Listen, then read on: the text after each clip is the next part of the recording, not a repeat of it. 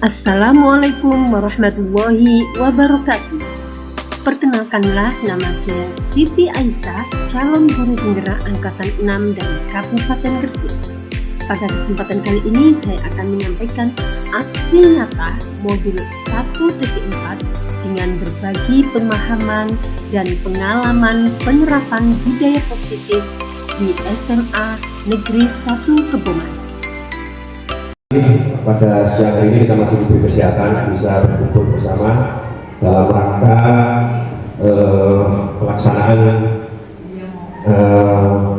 diseminasi yang akan dilakukan oleh salah satu calon guru penggerak di angkatan ke-6 ini, yaitu Ibu Siti Aisyah SPSI, Sarjana Psikologi.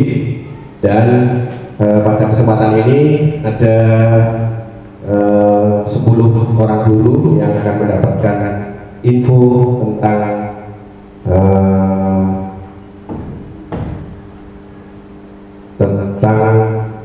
budaya positif di lingkungan sekolah. Jadi kegiatan ini merupakan kegiatan dalam rangka diseminasi program guru penggerak. Untuk itu pada Bu Siti Aisyah dipersilakan untuk menyampaikan materinya kepada kita semua. Nanti barangkali ada sesuatu yang mungkin perlu untuk dipertanyakan, nanti diberi kesempatan pada beliau, dipersilakan. Sebelumnya kita awali dengan berdoa, mudah-mudahan pelaksanaan kegiatan pada siang hari ini berjalan dengan lancar. Al-Fatihah.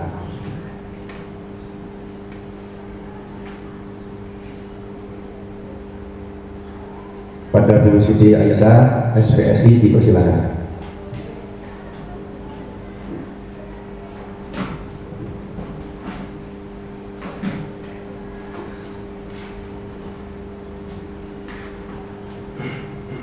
Assalamualaikum warahmatullahi wabarakatuh. Selamat siang Bapak Ibu. Pada kesempatan kali ini dengan saya untuk berbagi pemahaman dan pengalaman penerapan budaya positif di sekolah dalam rangka untuk diseminasi apa yang telah saya dapatkan di pendidikan guru penggerak. Sebenarnya dalam pendidikan guru penggerak banyak sekali materi yang disampaikan, ada 3 modul, tetapi khusus untuk siang ini kami akan menyampaikan modul 1.4 yaitu tentang budaya positif. Dan semoga nanti di sekolah kita ini bisa menerapkan apa itu yang dinamakan budaya positif.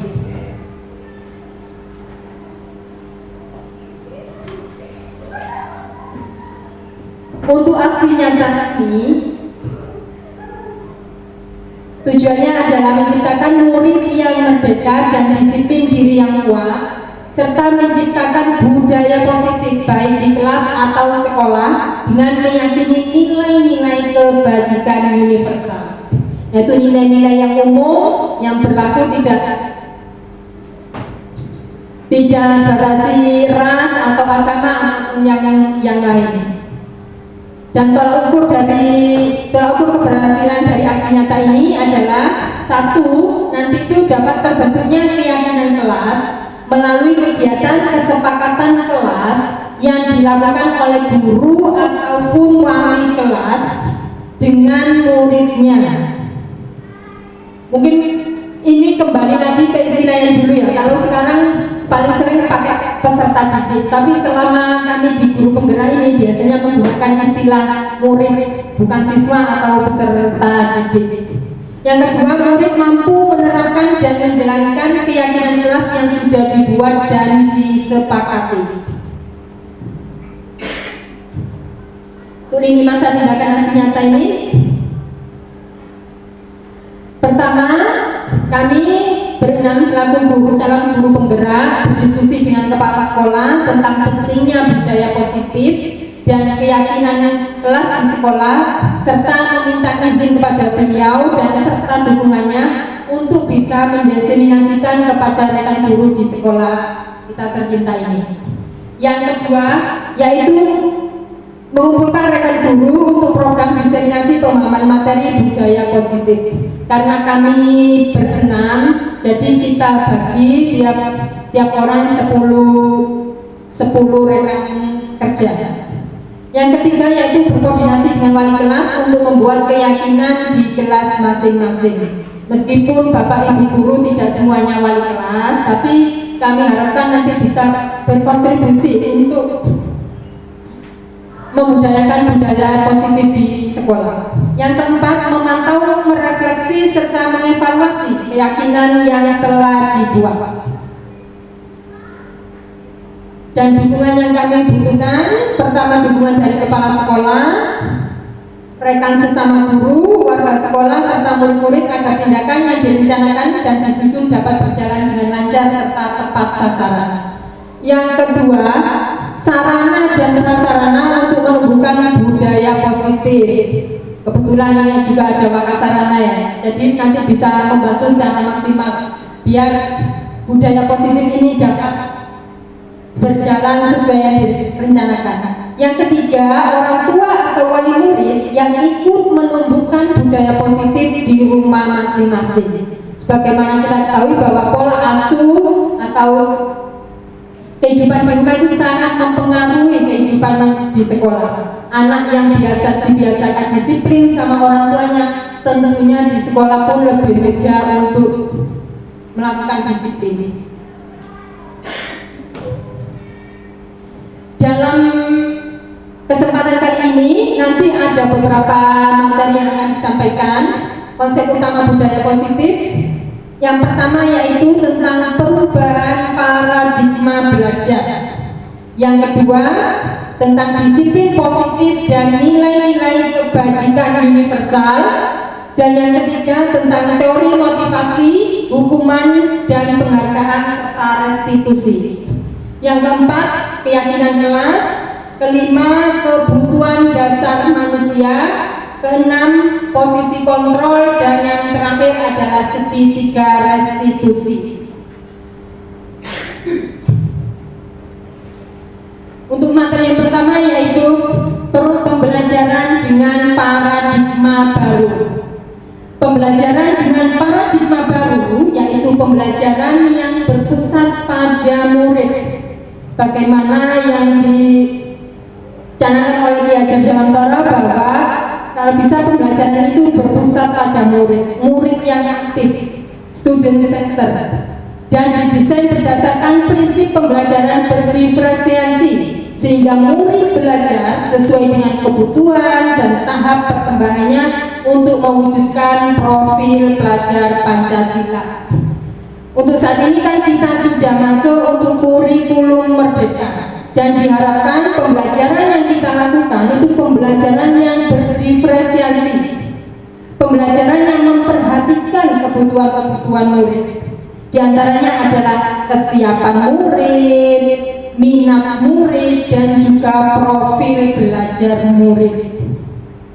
Untuk kesiapan murid kan beda-beda, akhirnya dalam proses penyampaiannya pun kita sesuaikan dengan kesiapan murid. Untuk minat murid, contohnya seperti kalau kita memberikan tugas kepada murid di akhir, karena minatnya yang berbeda-beda, itu bisa kita bebaskan anak untuk mengerjakan sesuai dengan minatnya, tapi harus sesuai dengan tujuan yang akan kita capai. Contohnya kemarin kalau saya BK kemarin itu ada materi tentang bullying, dan untuk tugas akhirnya itu diminta untuk mendemonstrasikan pemahamannya sebagai upaya untuk pencegahan bullying, bisa berupa video, bisa berupa poster atau berupa artikel. Kalau yang suka menulis mungkin bisa pakai tulis artikel. Kalau yang sukanya IT-nya canggih bisa pakai video atau vlog, atau jiwa seninya yang tinggi, dia pintar buat komik, bisa lewat itu. Jadi tidak harus semuanya sama, tetapi kita perhatikan perbedaan yang ada pada murid. Dan yang ketiga tadi adalah tentang profil belajar. Salah satunya yaitu tentang gaya belajar siswa. Seperti yang kita ketahui bahwa gaya belajar siswa itu ada 3, auditori, visual maupun kinestetik. Jadi untuk pembelajarannya kita kalau bisa itu tidak hanya satu metode. Kalau kita hanya pakai ceramah, otomatis yang bisa nangkap mungkin yang suka hanya anak yang auditori. Tapi anak visual akan bosan, boring. Makanya mungkin akan diselingi dengan video ataupun yang lain. Dan juga kalau anak kinestetik karena sukanya gerak-gerak, mungkin dipakai role playing atau demonstrasi. Itu tadi sekilas tentang pembelajaran diferensiasi. Selanjutnya tentang disiplin positif. Begitu mendengar kata disiplin, apa yang ada di benak Bapak Ibu? Mungkin Bu Triana? Disiplin berarti tidak melanggar peraturan, Bu. Tidak melanggar peraturan. Kalau Bu Ria? Disiplin patuh pada aturan. Ya, mungkin banyak sekali yang bahwa disiplin itu patuh pada aturan atau bahkan malah identik dengan hukuman. Kalau tidak patuh maka akan ada hukuman. Padahal itu sangat berbeda. Selama ini kita memaknai disiplin sebagai tindakan yang dilakukan seorang pada orang lain untuk mendapatkan kepatuhan dan seringkali menghubungkan disiplin dengan hukuman maupun ketidaknyamanan. Sebagai pendidik, kita mempunyai tujuan yaitu menumbuhkan dan menciptakan anak-anak yang memiliki keyakinan diri sehingga mereka memiliki motivasi intrinsik, motivasi dari dalamnya, tidak perlu diiming-imingi penghargaan atau kalau salah nanti dapat hukuman, dan bisa berperilaku yang mengacu pada nilai-nilai kebajikan universal.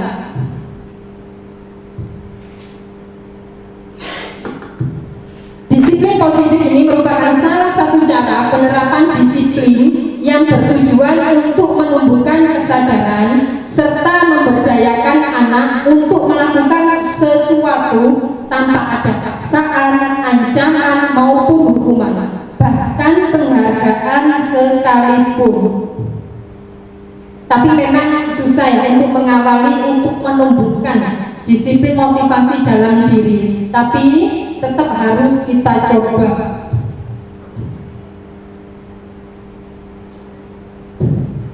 Ini sebagaimana dikatakan oleh Bapak Pendidikan kita Ki Hajar Dewantara dalam tulisannya di Pemikiran Konsepsi Keteladanan Sikap Merdeka, bahwa di mana ada kemerdekaan, disitulah harus ada disiplin yang kuat. Sungguh pun disiplin itu bersifat self-disiplin, yaitu kita sendiri yang mewajibkan kita dengan sekeras-kerasnya. Tetapi itu sama saja, sebab jikalau kita tidak cekap melakukan self-disiplin, wajiblah penguasa lain mendisiplin diri kita.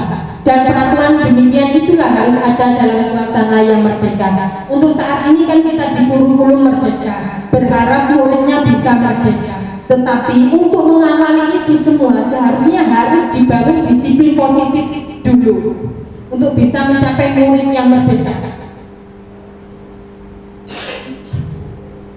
Karena kalau tidak ada disiplin positif dari diri, tentunya nanti kemerdekaannya itu akan ngawur, tidak sesuai aturan. Tujuan dari disiplin positif ini adalah menanamkan motivasi pada murid untuk menjadi orang yang mereka inginkan dan menghargai diri sendiri dengan nilai-nilai yang mereka percaya. Jadi harus ditanamkan dulu apa yang kalian percaya, apa yang kalian yakini, baru bisa tumbuhkan disiplin positif dari dirinya. Yang kedua yaitu yang ketiga tentang nilai-nilai kebajikan universal. Nilai-nilai kebajikan universal ini adalah sifat-sifat positif manusia yang merupakan tujuan mulia yang ingin dicapai setiap individu. setiap instansi atau dunia pendidikan pasti memiliki nilai-nilai yang sudah diyakini. Kalau di dunia pendidikan kita, nilai-nilai kebajikan yang dicapai oleh setiap anak adalah kita kenal dengan profil pelajar Pancasila. Tentunya Bapak Ibu sudah sangat hafal dengan apa itu profil pelajar Pancasila. Mungkin bisa dibantu oleh Bu Dewi apa saja itu profil pelajar Pancasila.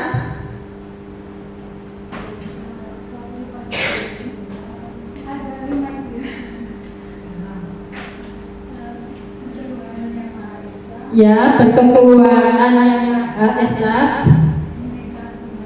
berkebinekaan tunggal ika, kreatif, mandiri, dan kritis, bernalar kritis. Terima kasih untuk Bu Dewi. Agar kita dapat mengingat terus bagaimana kalau profil pelajar Pancasila ini kita nyanyikan bersama-sama. Nah, ini kan banyak sekali vokalis-vokalis di sini ya, terutama Pak Asnan. Kita nyanyi pelajar Pancasila dengan nada lagu becak. Ini dalam pelajar Pancasila. Belajar Pancasila, beriman dan bertakwa pada Tuhan Yang Esa dan berakhlak mulia, berkebinekaan global, gotong royong mandiri, kreatif dan nalar kritis. Ya, lebih perlu kalau di PP Pak Asnan ya. Nanti kita sambil gerakan, pakai gerakan. Monggo Pak Asnan.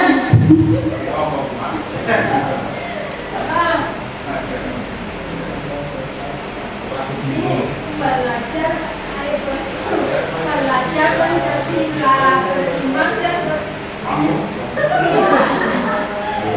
Pancasila, beriman dan bertakwa pada Tuhan Yang Esa dan berakhlak mulia, berkebinekaan global, gotong royong mandiri, kreatif dan bernalar kritis.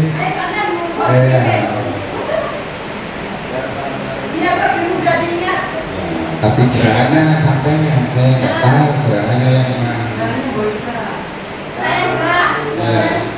Kan harus menghadap ke sana. beriman dan bertakwa pada Tuhan Yang Esa dan berakhlak mulia, berkebinekaan global, gotong royong mandiri, kreatif dan bernalar kritis.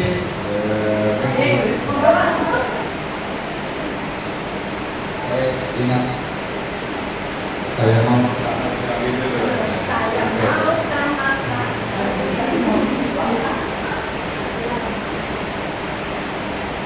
belajar Pancasila, beriman dan bertakwa pada Tuhan Yang Esa dan berakhlak mulia, berkebinekaan global, gotong royong mandiri, kreatif dan bernalar kritis.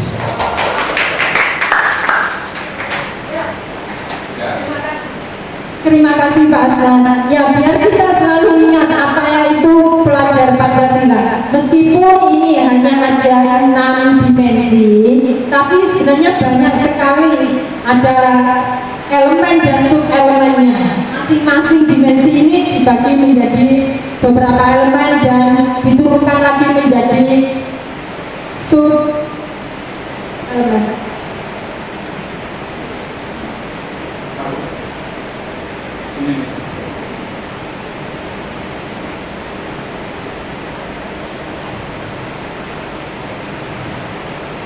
Selanjutnya kita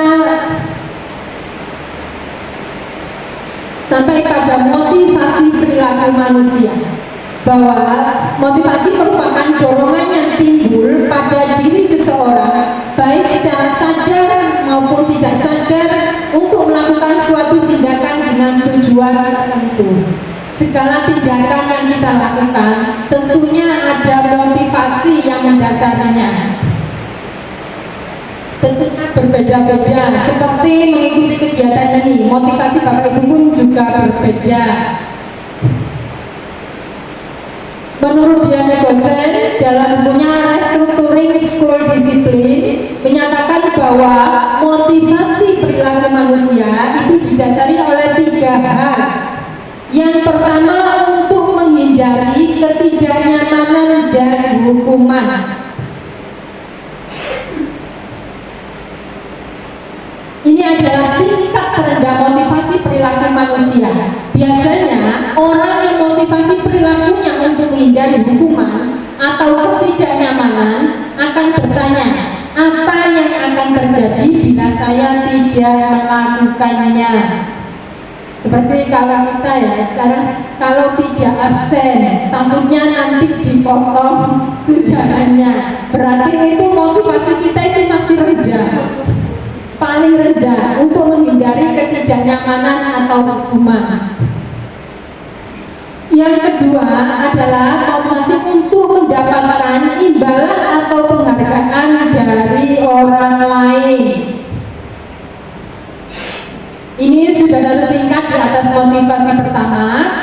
Orang dengan motivasi ini akan bertanya, apa yang akan saya dapatkan apabila saya melakukannya?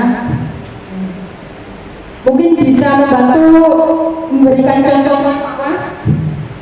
Motivasi untuk mendapatkan penghargaan atau imbalan. Contohnya ikut lomba apa itu, gowes gitu ya, ada hadiah door prize seperti itu misalkan, itu kan ada imbalan. Kalau gowes dapat imbalan dari orang lain, kalau motivasinya gowes karena dapat hadiah gitu. Berarti kalau tidak ada hadiahnya nggak ikut gowes, tidur aja di rumah ya. Yang ketiga yaitu untuk menjadi orang yang mereka inginkan dan menghargai diri sendiri dengan nilai-nilai yang mereka percaya.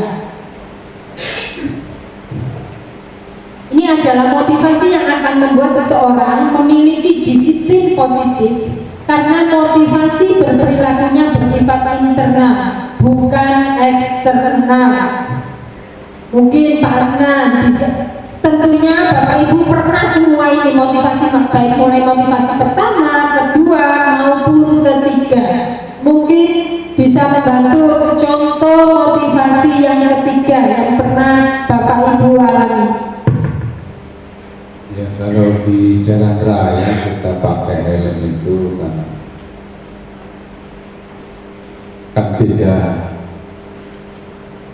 tidak ingin apa nanti tangkap polisi atau apa, atau agar diberi hadiah apa, atau agar nanti kalau tidak pakai helm dihukum apa.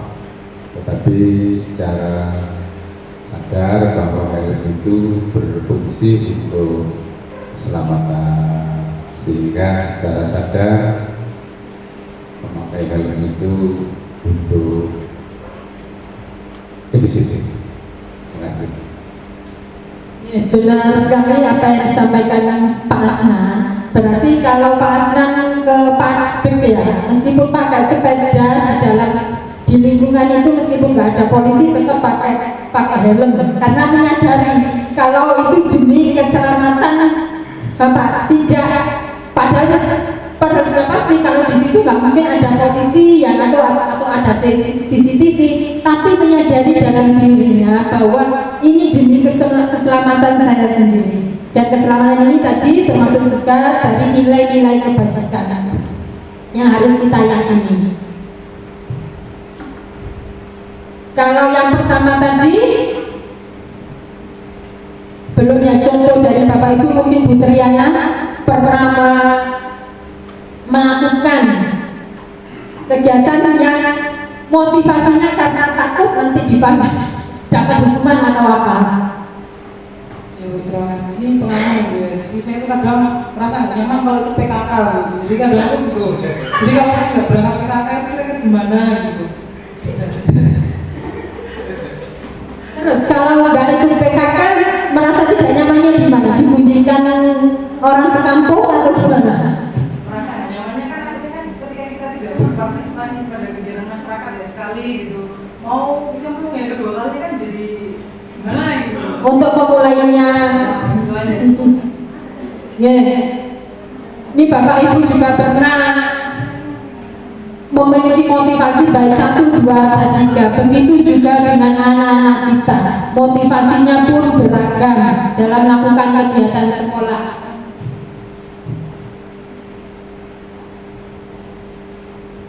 Ini untuk konsep disiplin dengan identitas itu ada yang dengan hukuman, ada juga dengan penghargaan. Hukuman itu termasuk dalam kategori konsep disiplin dengan identitas gagal, karena dengan dihukum itu akan menyakitkan, anak merasa tidak nyaman, murid takut, dan memaksa murid untuk menyembunyikan kesalahan karena takut nanti dapat hukuman. Bisa jadi nanti murid juga menjadi rendah diri.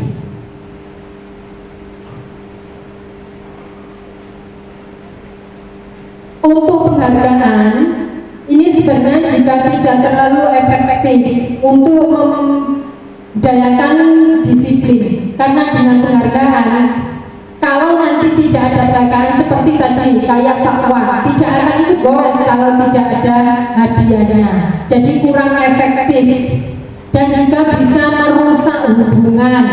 Nanti kan tidak semuanya dapat hadiah, hanya salah satu. Bisa jadi temannya yang tidak dapat nanti bisa iri ataupun yang lain, akhirnya dapat merusak hubungan dan juga dapat mematikan kreativitas.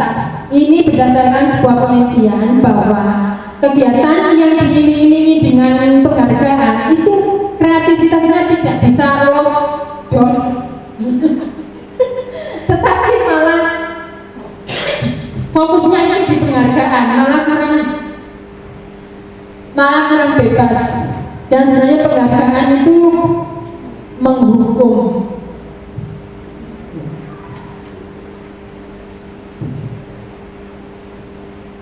Jadi yang lebih baik dari hukuman dan penghargaan itu ada konsekuensi, tetapi ini juga masih ada kelemahannya. Penguatannya hanya berjangka pendek, perlu monitoring berkelanjutan, dan juga ada stimulus respon.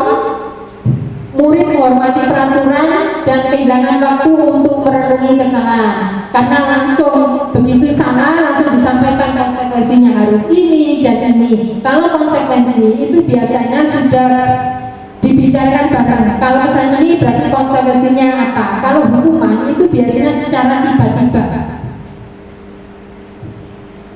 Dan ada yang lebih baik lagi, lebih ideal lagi selain konsekuensi, yaitu restitusi. Dan saya juga baru mendengar ini begitu mengikuti program penggerak tentang restitusi.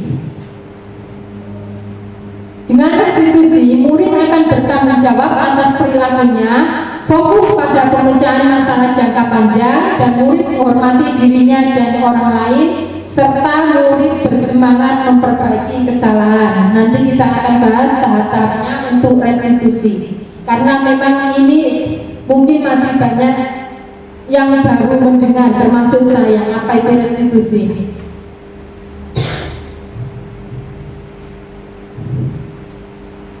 Pengertian restitusi adalah proses menciptakan kondisi bagi murid untuk memperbaiki kesalahan mereka sehingga mereka bisa kembali pada kelompok mereka dengan karakter yang lebih baik. Dan untuk ciri-ciri restitusi, yang pertama itu bukan menebus kesalahan, tetapi belajar dari kesalahan. Kalau konsekuensi tadi kan seumpama saya mengatakan pensilnya Bu Triana, konsekuensinya ya saya harus mengganti pensil. Tapi kalau restitusi tidak hanya menebus kesalahannya, tapi juga belajar dari kesalahan itu. Dengan mengatakan itu tadi, apakah sudah tindakan yang benar, keyakinan apa yang sudah dilanggar dan lain-lainnya. Untuk yang kedua yaitu memperbaiki hubungan. Yang ketiga, tawaran bukan paksaan. Kita sampaikan ke anak, kalau konsepsi tadi kita menyampaikan langsung berarti kalau mengatakan berarti mengganti. Kalau restitusi kita sampaikan dulu. Kalau kesalahanmu ini berarti kira-kira solusinya apa? Apa kesalahan yang telah kamu buat? Menuntut untuk melihat pada diri. Yang kelima, mencari kebutuhan dasar yang mendasari tindakan. Nanti kita akan bahas apa saja kebutuhan dasar yang mendasari tindakan. Mungkin berbeda-beda ketika orang melakukan kesalahan itu, ada yang karena senang atau karena merasa butuh pengakuan ataupun yang lain. Karena beda-beda nanti kebutuhan dasar yang mendasari tindakan tersebut. Selanjutnya yaitu fokus pada karakter, bukan tindakan, serta menguatkan dan fokus pada solusi. Ini perbedaannya. Contoh kasus murid yang meninggalkan pelajaran, guru menghukum murid tersebut langsung berdiri di tiang bendera, guru marah dan murid ditakut. Iya kalau muridnya takut ya, tapi kalau muridnya tambah melawan. Yang kedua, ya kalau konsekuensi, guru memberikan konsekuensi untuk mengerjakan tugas saat istirahat atau dikerjakan sebanyak 3 kali lipat. Memang ini kita butuh usaha lebih ya, artinya kita mencurahkan waktu yang lebih untuk murid ini yang melakukan pelanggaran. Akhirnya kita kan juga mengawasi ketika istirahat itu anak mengerjakan atau tidak, karena tadi dia kan tidak mengikuti pelajaran. Akhirnya waktu istirahatnya terpotong, kita sampaikan harus menyelesaikan tadi yang tidak diikuti. Guru tegas dan murid menghormati peraturan. Kalau restitusi, guru menanyakan keyakinan kelas dirinya dan membantu murid menyelesaikan masalahnya.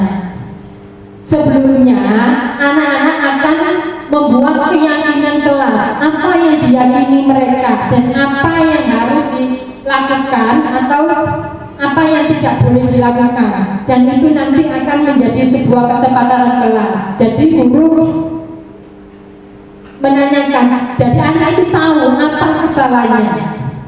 Guru terbuka dan murid menghormati dirinya dan orang lain. Ini ya, kita coba ada beberapa contoh. Mencatat tindakan guru, mencatat 100 kali di dalam buku kalimat, saya tidak akan terlambat lagi karena terlambat ke sekolah. Ini contoh, ada siswa, ada murid yang terlambat ke sekolah dan hukumannya. Dan guru memerintahkan untuk mencatat 100 kali di dalam buku kalimat, di folio atau di apa, tertulis saya tidak akan terlambat lagi. Menurut Bapak Ibu ini hukuman atau konsekuensi? Apa Bu Mira? Hukuman. Alasannya? Karena kalau dia murid ini melakukan kesalahan kemudian disuruh mencatat, saya tidak akan terlambat lagi. Berikan itu diberikan pada saat si siswa itu telah. Ya, spontan. Dan ini pun juga tidak ada hubungannya dengan terlambat itu tadi, dengan menulis yang 1000 kali. Ya, memang itu hukuman. Kalau kedua, lari mengelilingi lapangan basket 2 kali karena terlambat hadir di sekolah. Bagaimana menurut Bu Nina? Ya, hukuman. Kalau membersihkan coretan yang dibuatnya di meja tulis, konsekuensi, ya, karena sesuai dengan apa yang salah yang dilakukan. Murid diminta untuk push up 15 kali karena tidak menggunakan masker di sekolah. Kalau ini diterapkan, otomatis kita juga bisa push up berkali-kali ya. Kalau menggantikan kertas tugas teman yang telah dicoret-coret, konsekuensi.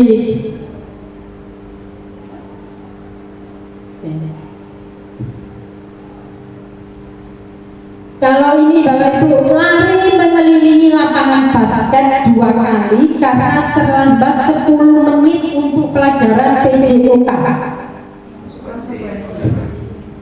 Gimana? Hukuman atau konsekuensi? Karena ini banyak yang berbeda pendapat antara hukuman atau konsekuensi. Pak Wah tadi mengatakan konsekuensi. Menurut Alasannya? Karena guru olahraganya sudah ngomong siapa yang terlambat maka harus nari 2 kali 5 apa sebelumnya sudah dilakukan. ya, dan biasanya kalau olahraga kan kadang untuk pemanasan kita memang diminta lari. Berarti teman-temannya tadi sudah lari, dia terlambat belum melakukan lari sendiri. Hanya kan dia juga harus lari, dan ini juga masih sesuai dengan pelajaran PJOK. Jadi termasuk konsekuensi. Kalau ini membersihkan WC sekolah karena mematahkan pensil kawannya, karena melihat WC di sekolah masih kotor, ini termasuk konsekuensi atau hukuman Bapak Ibu? Hukuman. Sekarang untuk pembentukan keyakinan kelas. Mengapa keyakinan kelas? Mengapa tidak peraturan saja? Karena peraturan kan sudah ada di sekolah ini dan juga sudah disosialisasikan ke siswa, meskipun belum benar-benar efektif. Untuk pembentukan keyakinan sekolah atau kelas, keyakinan kelas itu bersifat lebih abstrak daripada peraturan yang lebih rinci dan konkret. Keyakinan kelas berupa pernyataan-pernyataan universal, umum. Pernyataan keyakinan kelas senantiasa dibuat dalam bentuk positif, tidak ada kalimat negatif seperti dilarang terlambat datang ke sekolah. Berarti kalau bahasa Indonesia, kalau kan positifnya dirubah berarti gimana Pak? Seluruh siswa wajib hadir di kelas pukul 7. Ya, harus berupa bentuk positif, karena menurut penelitian bahwa bentuk positif itu lebih baik, lebih membangkitkan semangat untuk melakukannya. Keyakinan hendaknya tidak terlalu banyak, sebaiknya, karena kalau terlalu banyak anak juga tidak hafal apa saja peraturannya. Kalau hanya terbatas berapa yang umum-umum saja tetapi mencakup semuanya, seperti kayak menghargai orang lain dan menghargai waktu, dan orang lain menghargai waktu berarti termasuk datang tepat waktu, tidak meninggalkan pelajaran, dan juga mengumpulkan tugas tepat waktu. Itu kan juga termasuk menghargai waktu. Sebaiknya sesuatu yang dapat diterapkan, tidak terlalu muluk-muluk. Apa yang mungkin atau yang bisa kita terapkan di sekolah itu yang menjadi keyakinan kelas kita, tidak terlalu tinggi. Keyakinannya mungkin nanti kalau harus menjuarai olimpiade apa, padahal tidak pernah mengikuti bimbingan atau apa, berarti itu kan terlalu tinggi. Memang bagus memiliki cita-cita yang terlalu tinggi, tapi kalau bisa yang realistis, yang bisa diterapkan. Dan diharapkan semua warga kelas hendaknya ikut berkontribusi dalam pembuatannya. Tidak hanya sekolah langsung mengeluarkan peraturan ini harus kalian ikuti. Kalau bisa diajak, disampaikan keyakinan kelas yang harus mereka diajak lakukan. Prosedur pembentukan keyakinan sekolah atau kelas: mempersilahkan warga sekolah atau murid untuk bercurah pendapat tentang peraturan sekolah atau kelas. Yang kedua, mencatat semua masukan para murid. Yang ketiga, susunlah keyakinan kelas sesuai prosedur. Nah, itu prosedurnya tadi dibuat dalam bentuk kalimat positif. Tinjau kembali daftar curah pendapat yang sudah dicatat dan tinjau ulang keyakinan kelas atau sekolah secara bersama-sama dan diletakkan di dinding kelas yang mudah dilihat.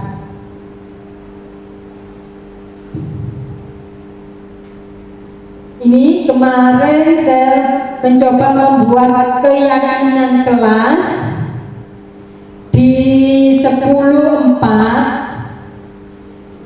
Saya sampaikan kepada anak-anak apa yang ingin kalian jadikan? Pertama, peraturan di kelas ini yang kalian inginkan seperti apa? Kelas ini seperti apa? Hanya mereka menuliskan satu persatu, bisa satu anak menuliskan 1, 2, atau 3, kemudian mencatat semua masukan murid di papan, mereka menempelkan, kita tinjau ulang, dan juga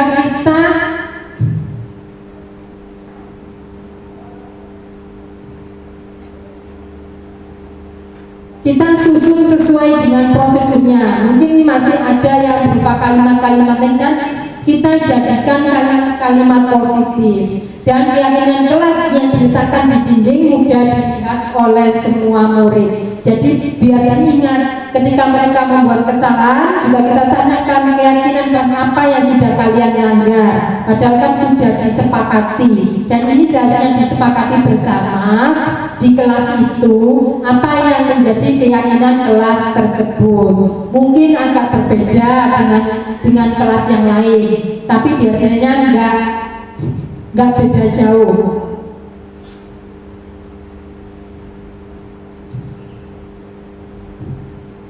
Sebelum kita lanjut ke kebutuhan dasar manusia, biar gak terlalu sepi, kita nyanyi dulu ya. Mumpung ada penyanyi di sini, kan ada Bunda ini, yang vokalis kita. Nyanyi apa ini? Nah, nyanyi masa kecil kita aja. Nyanyi satu-satu, tapi ada gerakannya. Mungkin bisa dipimpin Bu Dewi, mau Bu Dewi di sini.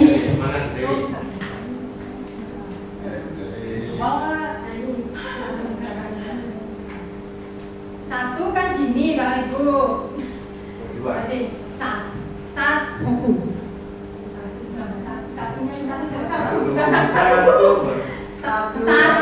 ditambah satu sama dengan 2.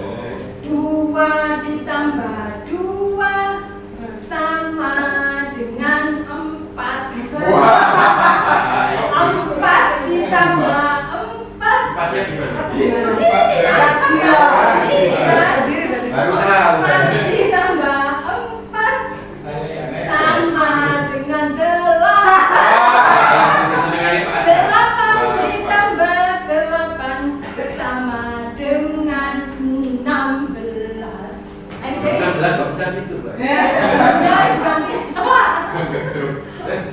kan satu berdiri gini bersama kan ya berdiri Bapak Ibu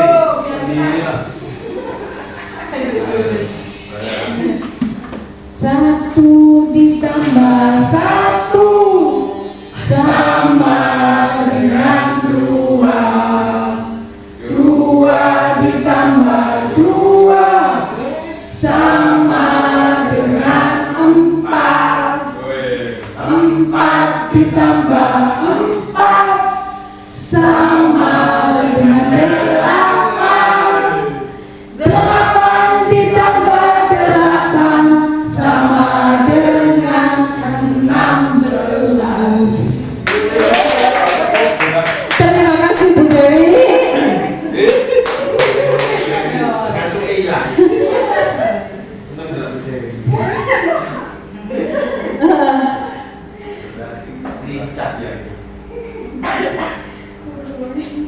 Tadi sudah saya sampaikan bahwa ada kebutuhan dasar manusia yang mendasari perilaku murid. Dan menurut Dr. William Glasser itu ada 5 kebutuhan dasar manusia yang mendasari perilaku seseorang melakukan tindakan. Yang pertama adalah survival need. Apa guru bahasa Inggris? Ya, kebutuhan untuk bertahan hidup, dan ini merupakan kebutuhan fisiologis, termasuk kebutuhan pangan, sandang, dan lain-lain. Jadi harus kita ketahui anak melakukan kesalahan itu kebutuhan dasar apa yang belum terpenuhi. Mungkin anak yang terlambat karena dia harus membantu ibunya yang jualan dulu, karena kalau tidak begitu otomatis dia tidak bisa makan atau yang lain. Jadi kita akan bisa memberikan solusi yang tepat. Yang kedua yaitu love and gimana bacanya Bu Triana? Belonging need. Kebutuhan untuk dicintai, merasa butuh perhatian. Kadang ada anak yang melakukan zina karena memang dia butuh perhatian. Di rumah tidak diperhatikan orang tuanya, dia nyari-nyari perhatian di sekolah. Akhirnya dia membuat kesalahan yang biar gurunya itu perhatian kepada dia. Yang ketiga ada fun need, kesenangan. Dia senangnya apa?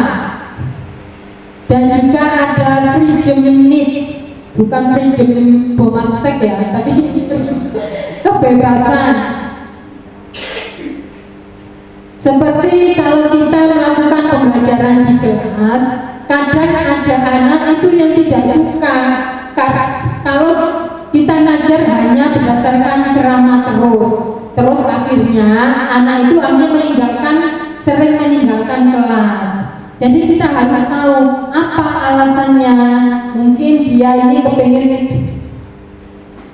dia kurang suka dengan itu, tapi kan tidak mesti kita menuruti apa yang diinginkan anak, tetapi kita harus mencari solusi bersama biar solusinya itu tepat kalau kita mengetahui kebutuhan apa yang belum terpenuhi dari anak tersebut. Dan yang terakhir adalah power identity need, kebutuhan akan pengakuan, pengen diakui sebagai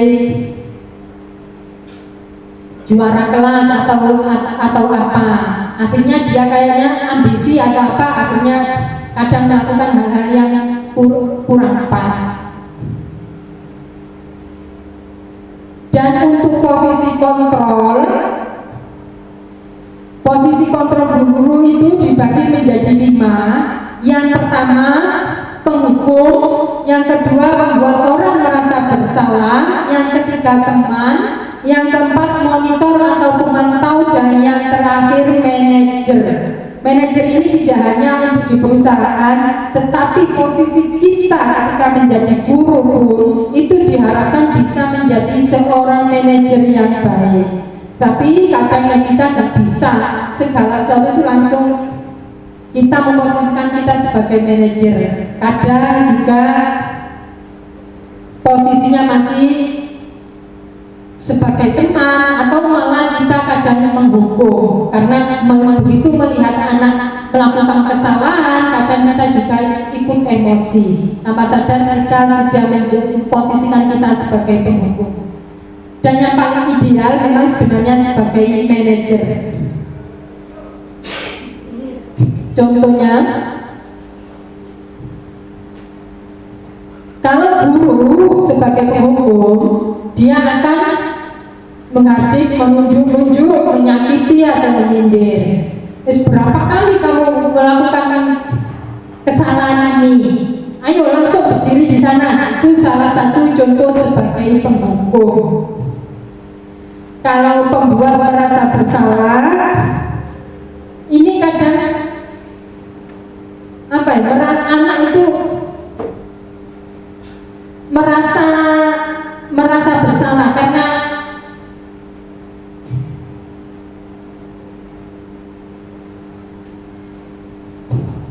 membuat anak yang melakukan kesalahan itu merasa bersalah. Kadang ngomongnya halus tapi agak nyelki. Itu biasanya membuat orang merasa bersalah. Dan untuk teman membuatkan alasan-alasan untuk murid-muridnya. Malah ini memang kadang sering kita sebagai BK kadang masih sering memposisikan sebagai teman ini. Kadang ada guru laporan kita malah kadang saya belum bisa menjadi pemantau atau manajer, malah kadang menjadi teman, malah menutupi kesalahan ini biar tidak sampai menjadi masalah yang besar atau yang apa. Kadang kita untuk mencari aman, kadang seperti itu tanpa kita sadari. untuk pemantau, menghitung dan mengukur. Kita sudah punya data-data siswa yang melakukan kesalahan itu, jadi kita tahu hukuman apa, konsekuensi apa yang akan kita berikan kepada siswa. Tidak langsung menghukum, tapi ada data-datanya. Dan kalau untuk manajer ini, biar siswa tahu apa yang dilakukan itu salah atau tidak, itu diajukan pertanyaan dulu, nggak langsung konsekuensinya ini atau apa, biar siswa itu memahami. Ini contoh kalau yang menghukum, kalau kamu tidak melakukannya saya akan, kalau yang pembuat kamu sudah mengecewakan Bapak Bu.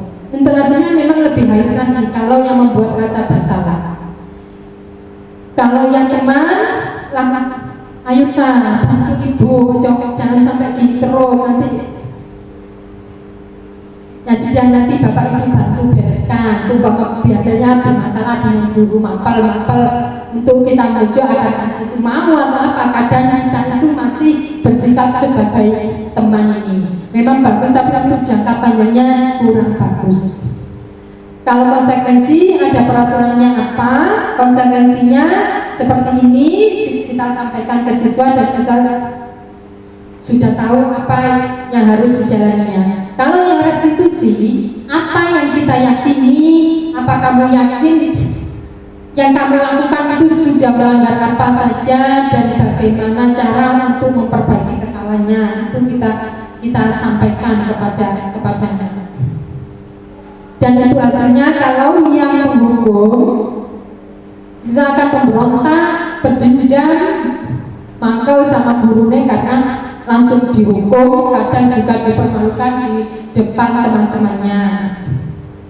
Kalau yang pembuat merasa bersalah, menyembunyikan, menyangkal dan berbohong karena bapaknya yang menanyakan terlalu halus, kadang nggak menyadari padahal itu tadi pengen mengetuk hatinya, tapi bapak dan siswa malah menyembunyikan, menyangkal dan berbohong. Kalau menjadi teman kadang ketergantungan. Yes, enak saya tak lapor Bu ini nggak diapa-apakan, malah dibantu atau gimana, itu kadang ketergantungan. Kalau konsekuensi menyesuaikan bila hanya diawasi. Kalau tidak diawasi, otomatis dia kadang mungkin melakukan kesalahan yang sama. Kalau restitusi menguatkan watak atau karakter.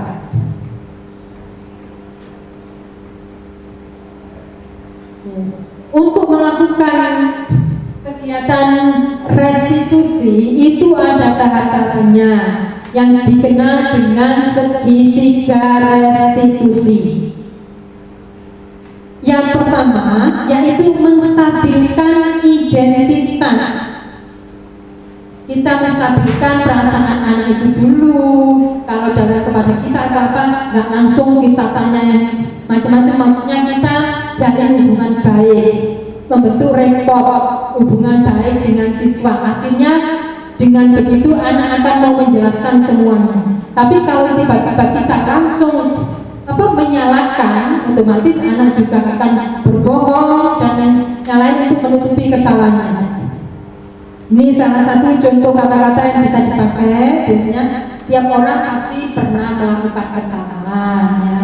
Kamu termasuk juga kamu bukan satu-satunya yang pernah melakukan ini. Jadi kita masuk dulu ke anak itu, biar anak itu bisa menerima kita, akhirnya bisa menjelaskan semuanya.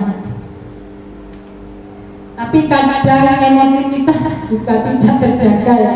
Begitu anak melakukan kesalahan, otomatis kita juga ikut emosi. Tapi dengan adanya materi ini, mudah-mudahan kita bisa menerapkan segitiga restitusi ini. Yang kedua adalah validasi tindakan yang salah. Ini salah satu contoh kata-katanya, kamu tentu punya alasan mengapa melakukan itu. Adakah cara yang lebih efektif untuk mendapatkan apa yang kamu butuhkan? Tadi kan kita sudah menyampaikan dasar-dasar kebutuhan manusia. Jadi mungkin anak dia melakukan tindakan tersebut dasarnya apa yang belum terpenuhi dalam kehidupannya. dan untuk menanyakan keyakinan. Kan keyakinan kelas tadi sudah dibentuk, akhirnya kita tanyakan keyakinan kelas apa yang telah kita sepakati, dan kamu ingin menjadi seperti orang seperti apa.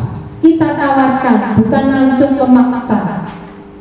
Tindakan yang dia lakukan saat tadi tentunya dia tahu, karena keyakinan kelas tadi tidak terlalu banyak, otomatis dia juga akan ingat. Kalau terlalu banyak malah mikir yang mana ya yang saya langgar ini. Jadi dia tahu akhirnya kalau melakukan kesalahan ini solusinya apa, kita selesaikan bersama-sama. Oke Bapak Ibu, mungkin itu yang bisa saya sampaikan tentang budaya positif.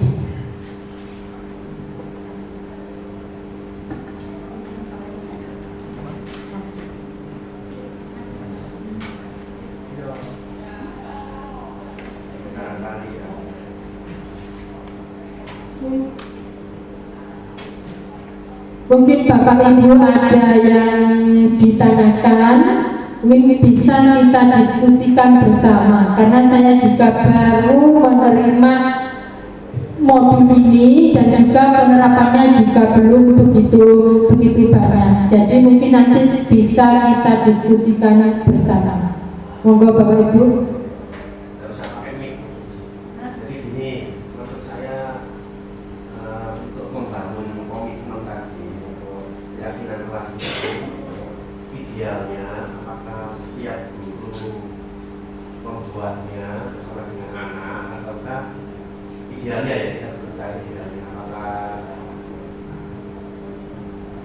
Oke, terima kasih, saya ulang. Jadi menarik sekali ini. Saya sendiri kadang-kadang yang luput dari semua yang disampaikan oleh Bu Ais. Saya kira menarik ini kalau bisa dilakukan kepada anak kita demi mencapai suksesnya bersama. Nah, maksud saya begini, apakah keyakinan kelas yang kita bangun ini tadi itu sebaiknya, karena lingkungan kita ini kan di sekolah ya, di kelas, apakah idealnya itu semua guru membangun keyakinan kelas, ataukah cukup diwakili dari guru BK atau gimana? Karena kalau apa yang keyakinan kelas ini tadi bisa dilaksanakan per individu, ada guru A, guru B semuanya memiliki keyakinan kelas yang dibangun bersama dengan anak, insya Allah tercapaian suksesan di kelas itu juga akan tercapai dengan tingkat yang tinggi gitu. Jadi idealnya, pertanyaan saya idealnya apakah ini memang dibangun, kemudian apakah membangun keyakinan kelas ini dilakukan di awal belajar atau seperti apa, barangkali bisa menjadi inspirasi bagi Bapak Ibu yang mengikuti diseminasi ini. Terima kasih.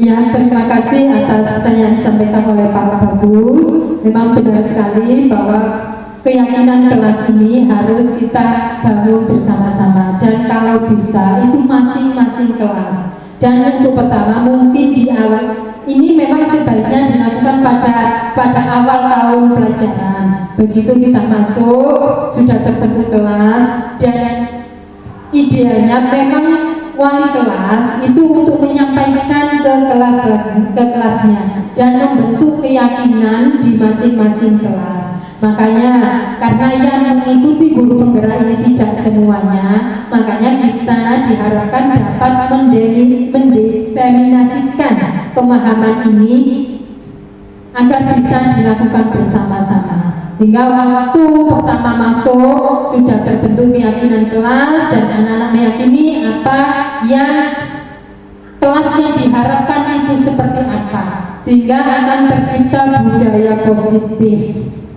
Anak akan terbiasa dengan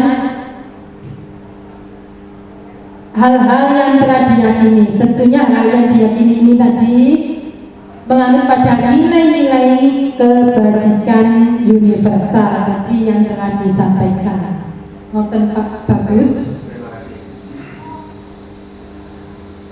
Ada lagi?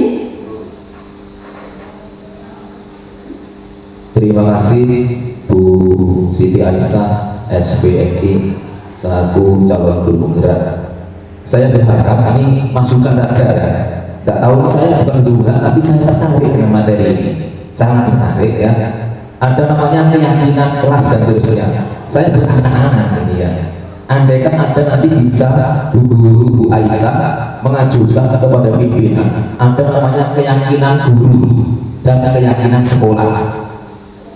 Maksudnya begini, kita kan nanti kan ini harapannya di kelas itu tidak akan kondusif, tapi andaikan misalkan keyakinan guru maksudnya apa? Oh, guru itu kita harus misalkan daftarnya nanti ketika kelas segini. Oh, aku di kelas tugasnya gini-gini. Itu ada keyakinan guru. Jadi tidak karena hukuman, tidak takut karena hukuman atau tidak karena nanti harapan dapat penghargaan. Harapan Pak nanti Bu Aisyah menyampaikan kepada pimpinan bagaimana kalau kita nanti guru-guru semua kepala sekolah dan kepala sekolah bareng-bareng menciptakan namanya keyakinan guru ataupun keyakinan sekolah sehingga nanti bisa membuat sekolah kita lebih baik. Itu harapan saya selaku guru yang punya materi tadi sangat menarik. Harapannya itu juga. Terima kasih Bu. Terima kasih masukan yang disampaikan oleh Pak Wah. Memang untuk budaya positif ini kita harapkan tidak hanya berlaku kepada murid, tapi budaya yang berlaku di sekolah. Semua warga sekolah dapat menerapkan budaya positif ini. Tidak hanya kita menuntut murid untuk bisa disiplin secara positif, tetapi kalau bisa kita sendiri memberikan teladan untuk menciptakan budaya positif ini. Sebagaimana kalau saya kemarin untuk modul yang pertama kemarin yaitu tentang pemikiran Ki Hajar Dewantara, bahwa itu disampaikan bahwa guru itu kalau bisa asas pripon. Pertama yaitu ing ngarsa Tulodo, ing madya maungkarsa dan tuburi handayani. Disitulah kalau kita sudah melakukan itu, otomatis nanti penerapan budaya positif ini akan berjalan lebih mudah dan lebih gampang untuk diterapkan. Karena dari bukunya sendiri pun sudah berdisiplin positif, tidak hanya karena hukuman ataupun imbalan, tetapi sudah motivasi dari diri sendiri, sehingga untuk menggerakkan murid-muridnya tidak akan kesulitan. Itu nanti kita akan sampaikan, kita akan berkoordinasi sesama dan guru penggerak untuk menyampaikan kepada kepala sekolah. Mudah-mudahan apa yang disampaikan tadi bisa terwujud untuk membangun sekolah kita yang lebih baik lagi. Demikian Bapak Ibu, karena waktunya sudah habis, saya cukupkan sekian dari saya. Assalamualaikum warahmatullahi wabarakatuh.